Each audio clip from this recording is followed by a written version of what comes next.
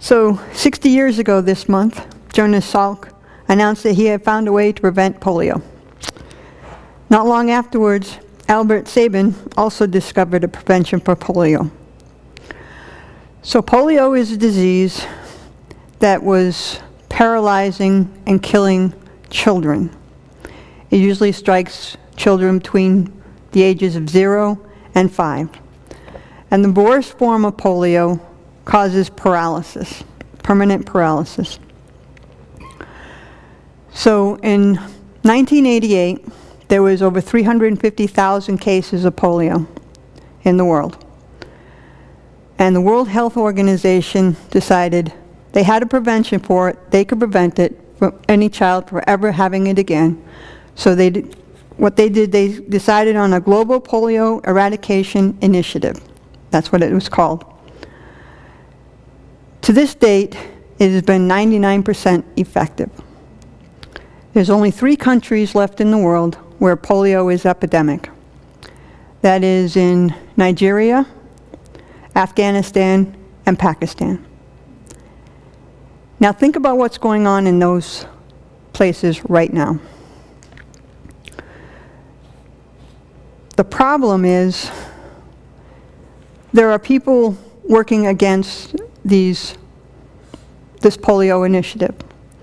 But there are also people who volunteer their time and they go in there and they give these children the polio vaccination. There is no cure, it can only be prevented. But it has to be totally wiped out, because if even one child has it, then it can spread to other countries. Failure to stop polio in these last remaining areas could result in as many as 200,000 new cases every year within 10 years all over the world.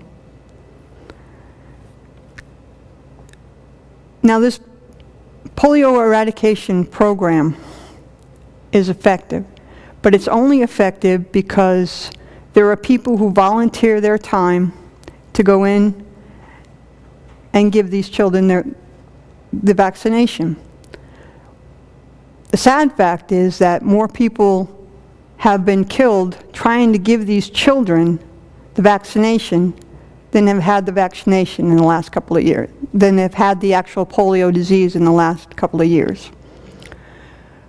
But the fact that there are people that are willing to put themselves in danger and go out and do this is very hopeful.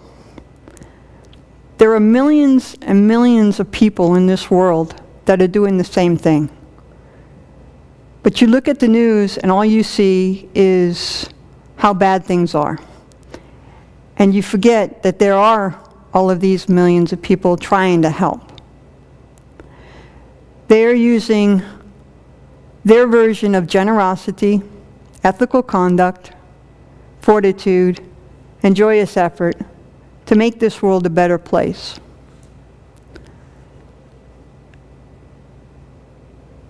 We need to do the same thing. They're not Buddhists, but we are. As Buddhists, we follow them, and we follow the Mahayana teachings.